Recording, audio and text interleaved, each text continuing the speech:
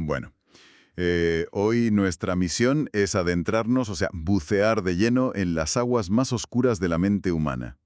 Vamos a examinar unas notas, extractos, y unos apuntes visuales que son fascinantes, basados en una edición muy concreta. Sí, la edición de 1917 de la editorial Ramón Sopena. Exacto, esa misma.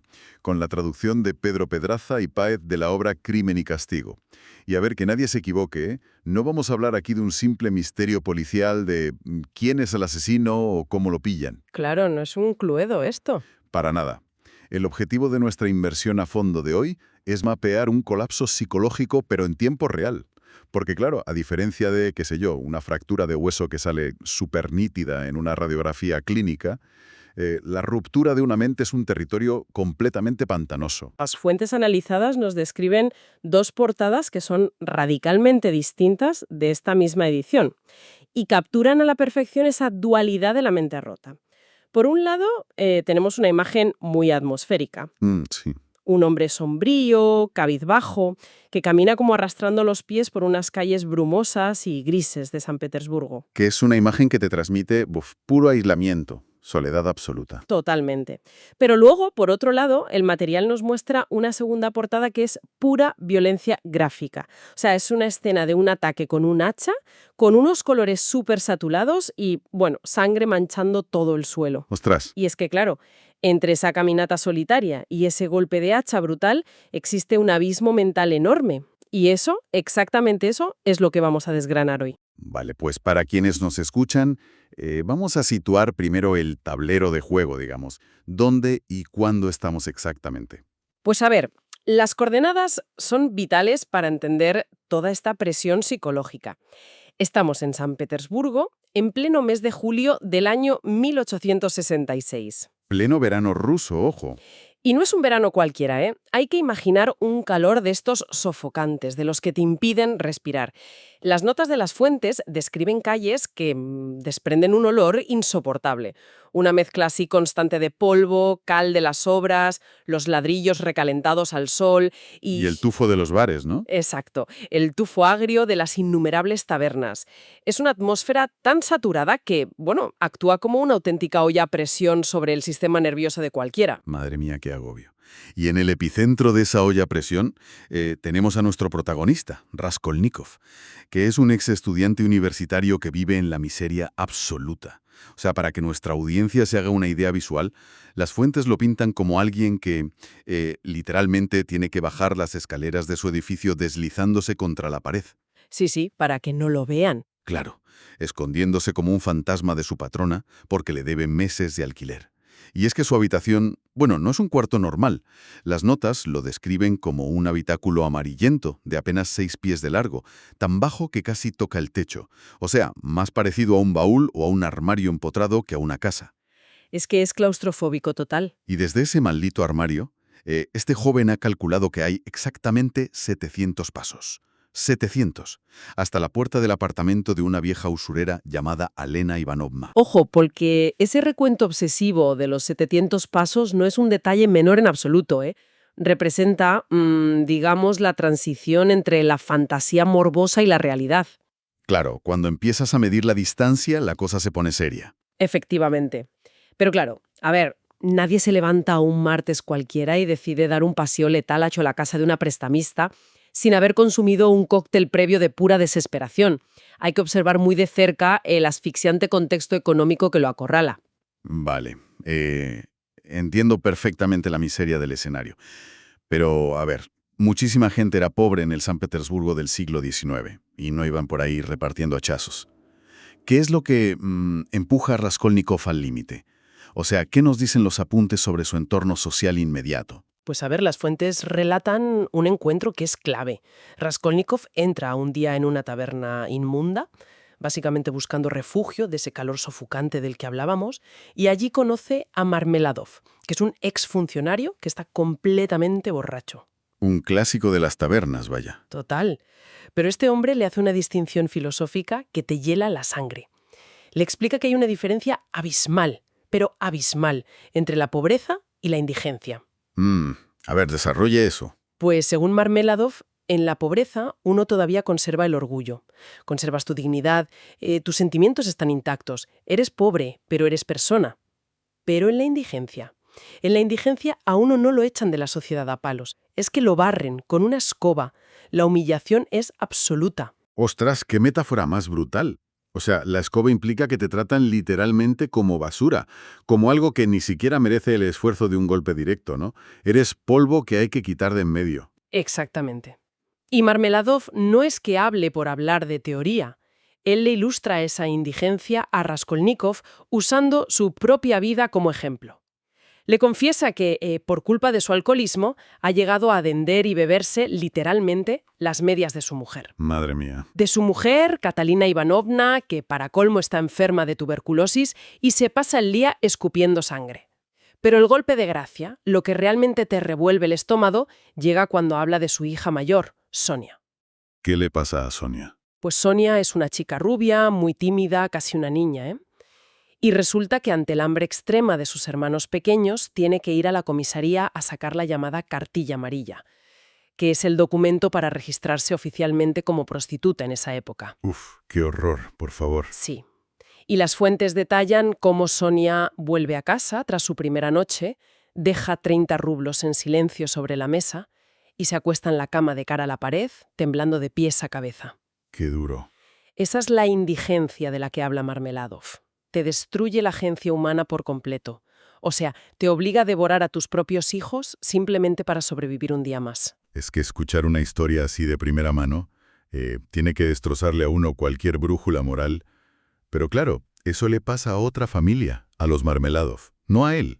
Entonces, ¿cómo salta la chispa en la propia vida de Raskolnikov? Pues salta porque la tragedia llama a su propia puerta a la mañana siguiente.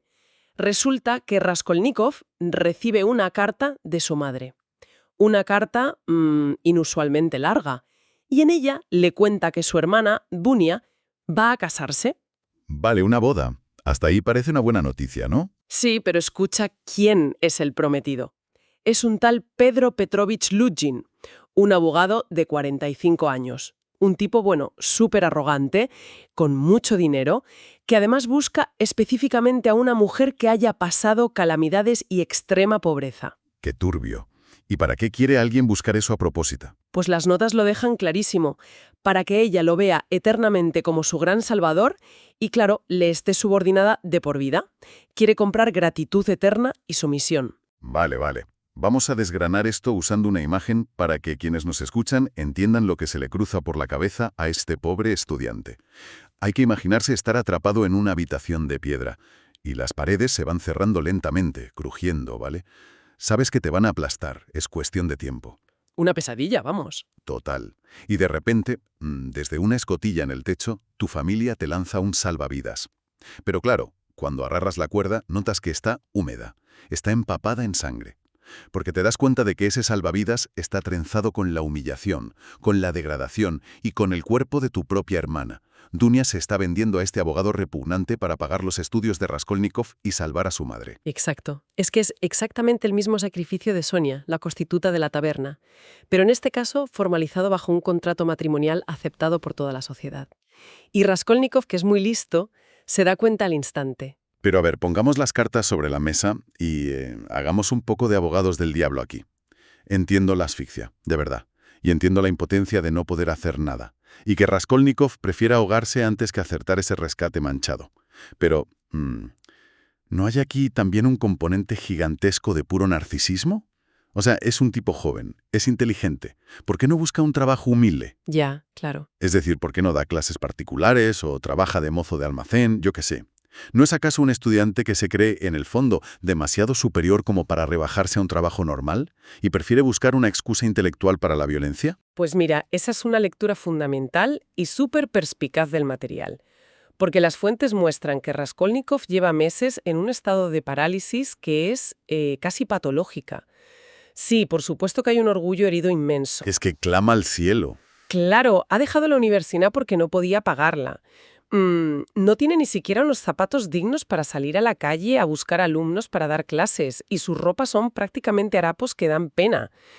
Entonces, esa mezcla de orgullo herido de sentirse una inteligencia superior sumado a una miseria absoluta, eso es lo que presuriza su mente hasta el extremo. Ya es como un cóctel explosivo. Su cerebro empieza a fabricar una justificación grandilocuente. Él necesita una salida donde él sea el gran R que controla el destino de su familia. No quiere ser un simple mendigo pidiendo ayuda. Entiendo el mecanismo de defensa, ¿eh? El ego herido busca una salida épica, una narrativa donde él mande. Pero de nuevo vuelvo a lo mismo. Hay un abismo gigantesco, pero gigantesco, entre sentirse un fracasado que necesita dinero y, de buenas a primeras, decidir abrirle el cráneo a una señora mayor con un hacha. ¿De dónde narices saca la chispa mental para llegar a justificar un asesinato? O sea, se planta como un virus un mes antes de recibir la carta de su madre. Ah, sí. ¿Cómo es eso?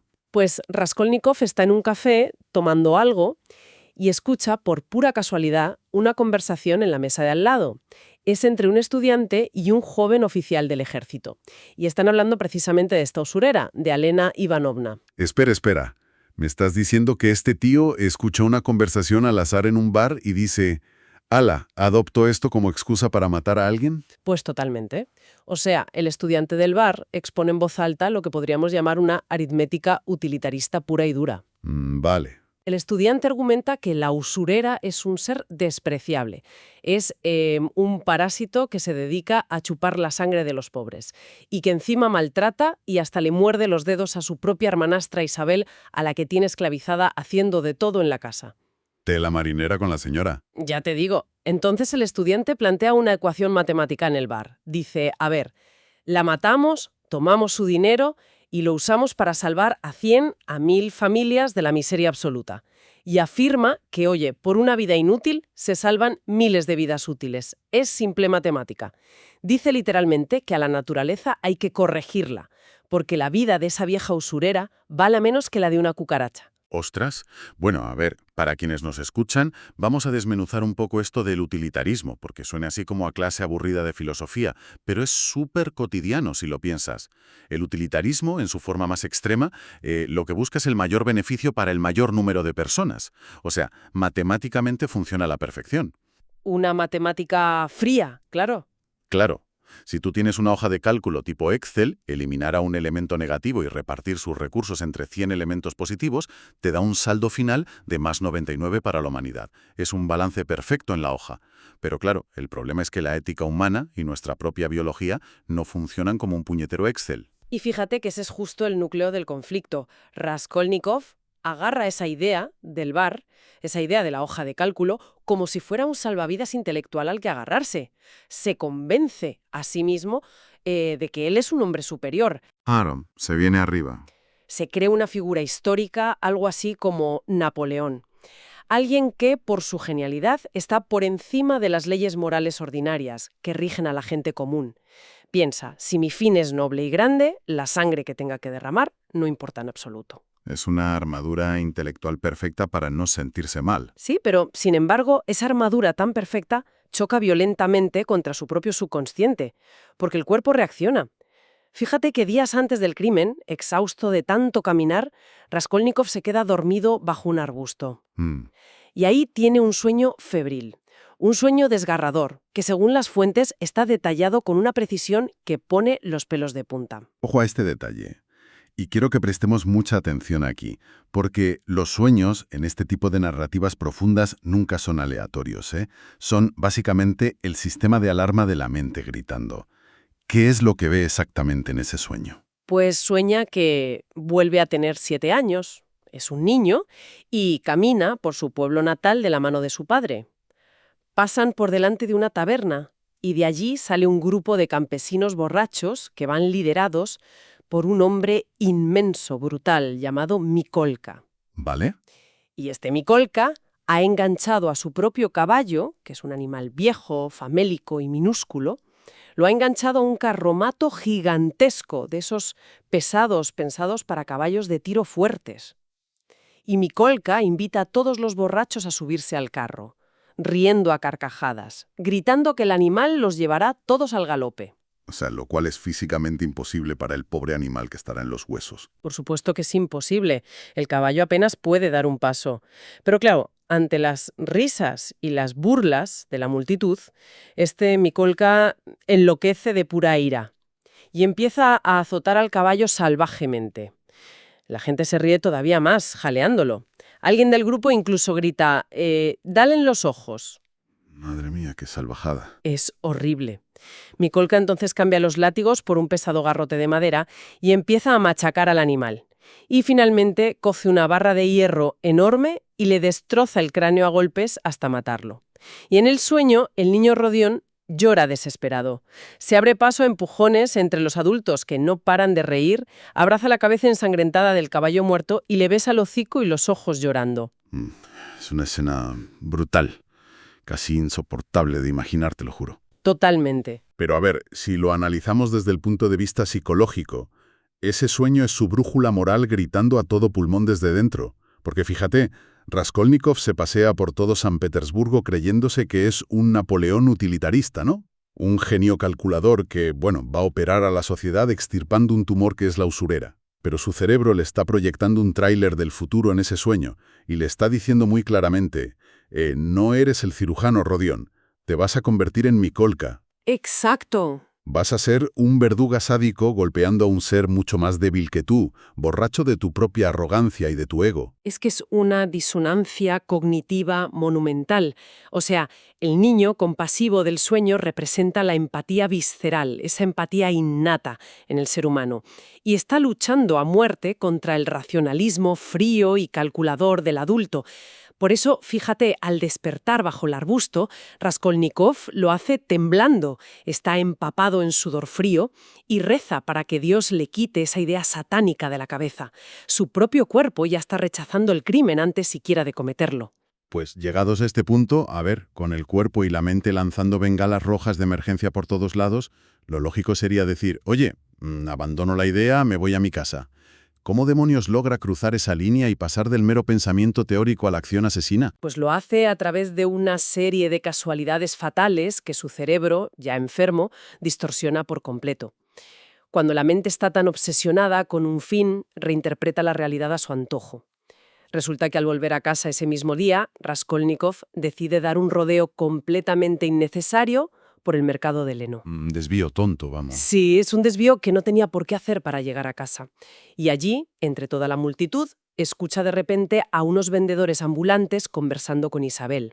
Y recordemos a nuestra audiencia que Isabel es la hermanastra esclava de la vieja usurera, ¿verdad? La misma a la que la señora maltrata. Exactamente, esa misma.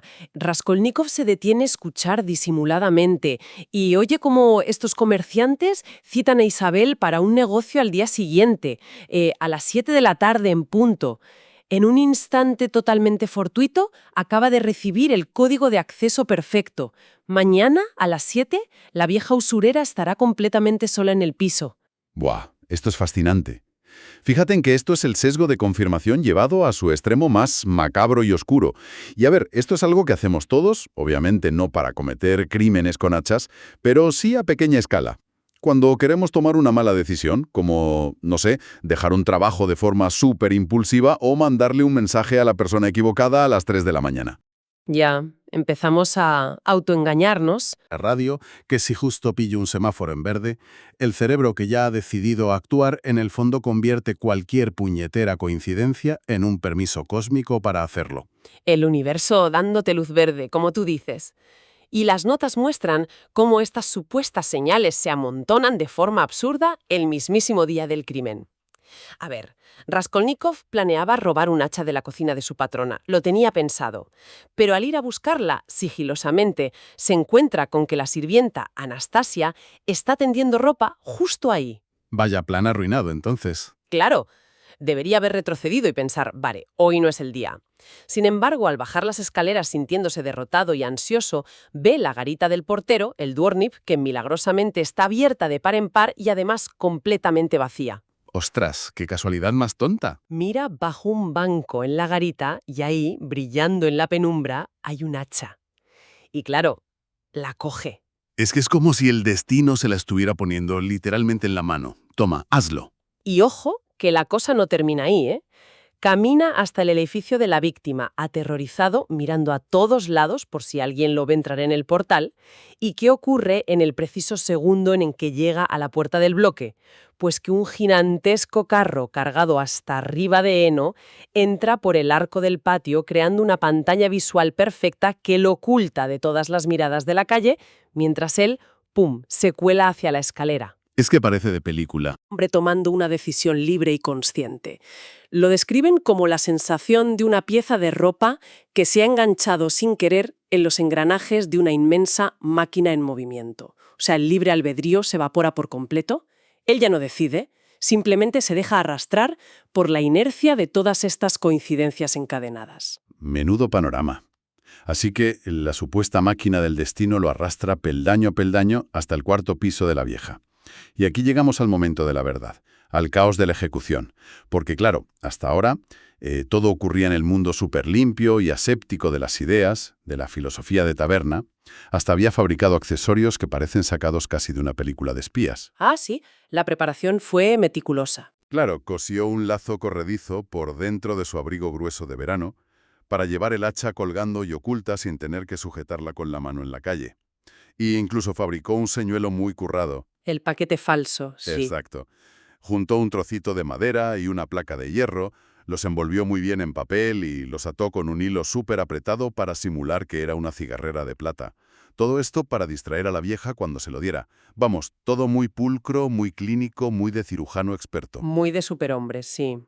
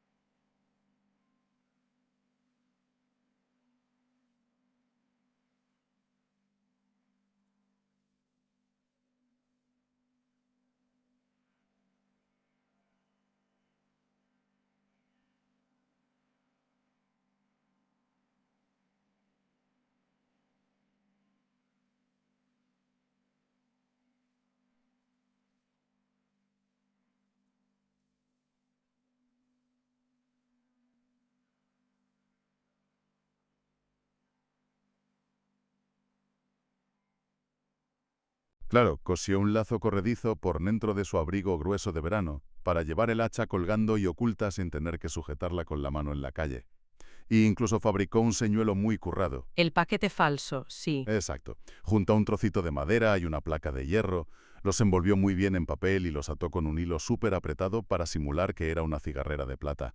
Todo esto para distraer a la vieja cuando se lo diera. Vamos, todo muy pulcro, muy clínico, muy de cirujano experto. Muy de superhombre, sí.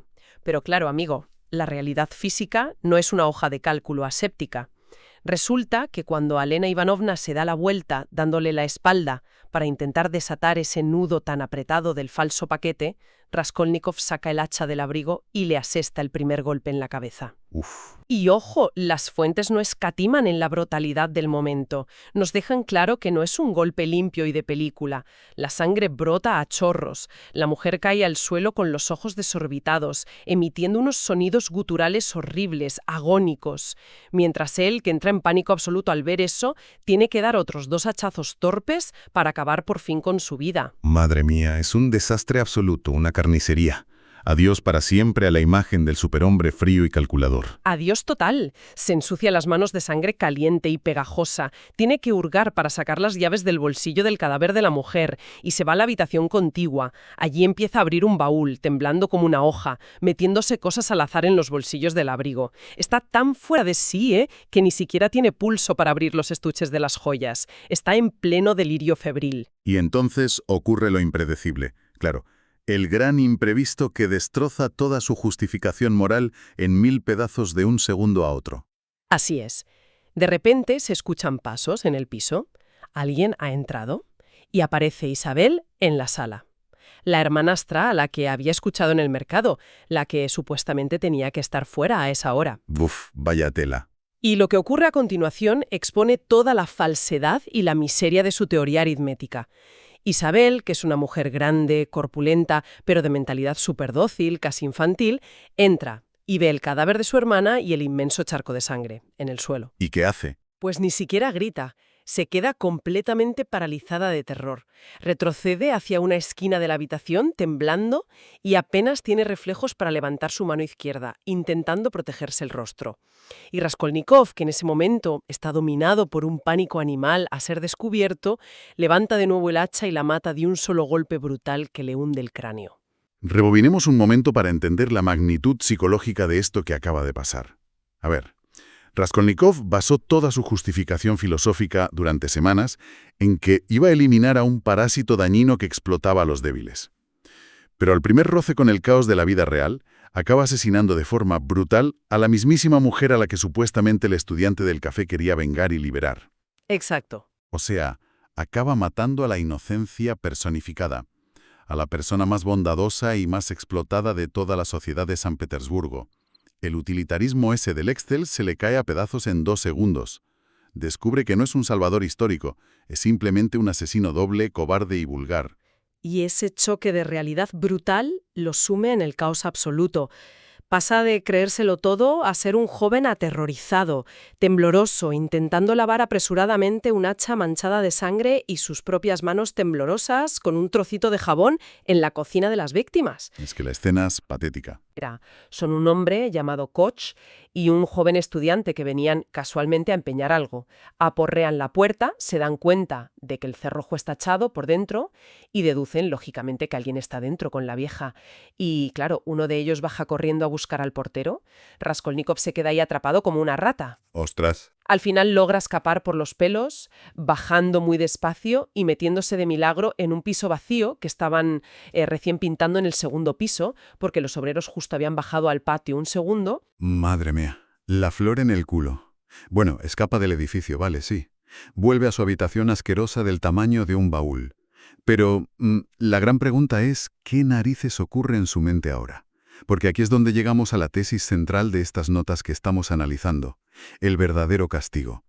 Las leyes humanas, la policía, ni siquiera han empezado a buscarle todavía, pero su propio cerebro ya ha empezado a dictar sentencia. Totalmente. A la mañana siguiente, el castigo se manifiesta ya de forma fisiológica. Se despierta con una fiebre altísima, tiritando de frío en pleno mes de julio, y un terror paralizante lo invade cuando se mira el cuerpo. Se da cuenta de que la noche anterior colapsó en la cama y durmió con la mismísima ropa del crimen puesta. ¡Qué asco y qué peligro! El hacha seguía bajo su abrimo.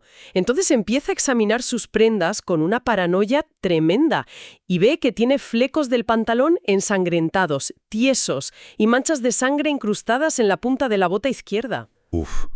Y a ver, fíjate que esto resulta súper irónico.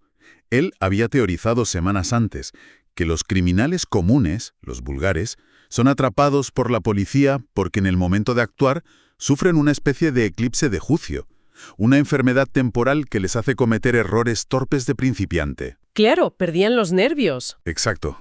Pero él, desde su infinita soberbia intelectual, creía firmemente que estaría exento de esa regla. Que a él no le pasaría, porque lo suyo no era un crimen, sino un gran acto de justicia histórica. Y de repente, mírale, ahí está, escarbando frenético en un agujero asqueroso debajo del papel tapiz rasgado de su pared para esconder unos estuches de joyas, que ni siquiera sabe qué leches contienen, porque no ha podido ni abrirlos. El desmoronamiento de su intelecto superior es rapidísimo, cae en picado, y el golpe de gracia a sus nervios de punta llega esa misma mañana, cuando de repente llaman a su puerta. Buf, ¿quién es? Son su criada Anastasia y el portero del edificio. Y no le traen el desayuno, no. Le entregan en mano un papel gris azulado, que es ni más ni menos que una citación oficial de la comisaría de policía para que se presente de inmediato. Ostras, imagínate el infarto en ese instante. Acabas de cometer un doble asesinato sangriento y a las pocas horas, ¡pam!, te cita la policía en tu casa. Siente que va directo a la boca del lobo, vamos. Pues imagínate. Las fuentes describen el trayecto hacia la comisaría como un auténtico viacrucis mental y físico. Hace un calor insoportable en las calles de San Petersburgo. Y al entrar al edificio policial, ese odor denso a aceite de linaza rancio y a sudor acumulado casi lo hace vomitar ahí mismo. ¡Qué ambiente más denso! Y su mente está ya tan doblegada por la presión, por el miedo a que lo hayan pillado y por la culpa, que mientras sube las escaleras estrechas, toma la firme decisión de ponerse de rodillas al llegar arriba y confesarlo todo.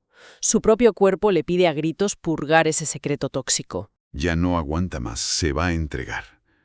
Pero, ¿qué pasa realmente cuando llega a la oficina del inspector? Porque allí hay un giro fascinante en las notas. Sí. Se encuentra con un escenario burlesco, completamente administrativo y caótico. El jefe de Cancillería es un dandy pomposo que no para de presumir charlando en francés y está ahí lidiando con quejas súper rutinarias de vecinos. Hay una dama con un vestido exuberante discutiendo a gritos en alemán, otra mujer enlutada esperando su turno. Y Raskolnikov espera el suyo aterrado, solo para descubrir finalmente que la citación no tiene absolutamente nada que ver con los asesinatos. ¿Ah, no? Entonces, ¿para qué narices lo llaman con tanta urgencia? Pues por un simple pagaré, un documento de deuda mercantil vulgar y corriente.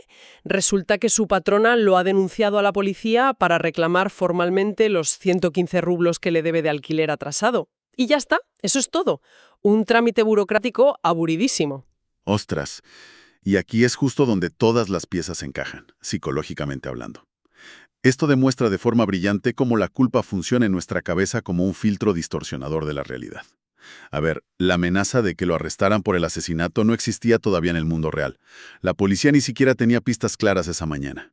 Pero su paranoia interna transformó un simple y aburrido reclamo de alquiler atrasado en una ejecución inminente. Totalmente. Él había construido una armadura filosófica perfecta, inquebrantable en teoría, pero ignoraba un detalle biológico fundamental, y es que el cuerpo humano rechaza el asesinato.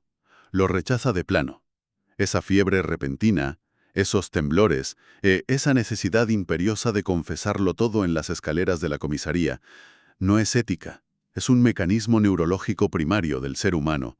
Nos demuestra que el castigo es físico y neurológico muchísimo antes de llegar a ser un castigo legal. Efectivamente. Y es un estudio asombroso sobre la tremenda fragilidad de la mente humana. Raskolnikov creía ser el gran arquitecto de su destino, controlando todo desde arriba, pero la culpa profunda lo despoja de toda capacidad para interpretar la realidad objetivamente. El mundo exterior sigue girando igual, Sigue con sus deudas, con su burocracia, con sus burócratas hablando en francés, pero el mundo interior de Raskolnikov se ha fracturado para siempre. Él ya no interactúa con la realidad, sino que lidia constantemente con los fantasmas y los monstruos de su propia conciencia. Bueno, pues para recapitular un poco este viaje tan intenso que hemos hecho hoy, empezamos en un cuartucho minúsculo y asfixiante que parecía un armario, pasamos por una teoría utilitarista sobre parásitos sociales, escuchada por casualidad en una taberna llena de borrachos, vimos cómo un sueño aterrador de un pobre caballo apaleado intentaba advertirle a gritos del horror que se le venía encima. Sí, Analizamos a fondo cómo el cerebro manipula las casualidades de la calle para darse permiso a sí mismo y, bueno, presenciamos el caos brutal de un crimen superchapucero que destroza cualquier intento de coartada moral, culminando en ese colapso absoluto frente a un simple y triste papel de deuda en una comisaría de barrio. todo ello forma una anatomía súper precisa de cómo la racionalización, al final, es la mentira más peligrosa que nos contamos a nosotros mismos. Todo para intentar justificar lo que es a todas luces injustificable, disfrazándolo bajo la máscara de un supuesto bien mayor para la humanidad. Y creo que esto nos deja con una última reflexión, ¿eh? Algo para darle vueltas en la cabeza mucho después de terminar esta inmersión. Porque, a ver, a menudo, cuando pensamos en la palabra castigo, nos imaginamos directamente lo más obvio. Que si sirenas de policía, que si tribunales formales, los jueces dictando sentencias en estrados de madera y años encerrados tras unos barrotes de hierro en una cárcel. Pensamos casi siempre que la justicia es algo externo que la sociedad nos impone desde fuera. Sí, el sistema penal y ya está. Exacto. Pero si nos basamos en los profundos apuntes de estas fuentes de 1917, emerge una idea que es muchísimo más escalofriante si te paras a pensarla. Volviendo a la metáfora del principio, a esa radiografía clínica de la mente rota. La ruptura real y definitiva no ocurre en las dependencias policiales ni ante un juez. El verdadero castigo, el exilio definitivo, comienza en el milisegundo exacto en que el hacha inicia su descenso. ¡Qué fuerte! En ese instante infinitesimal, incluso antes siquiera de que el hierro impacte, el criminal ya ha firmado su propia condena. Básicamente se exilia a sí mismo de la humanidad. Se encierra de por vida en una prisión psicológica de muros invisibles. Una celda de aislamiento neurológico superoscura, de la que ninguna llave física, por muy compleja que sea, podrá liberarle jamás. Y esto, inevitablemente, nos obliga a preguntarnos una última cosa. ¿Acaso no es nuestra propia conciencia el tribunal más implacable y despiadado que existe?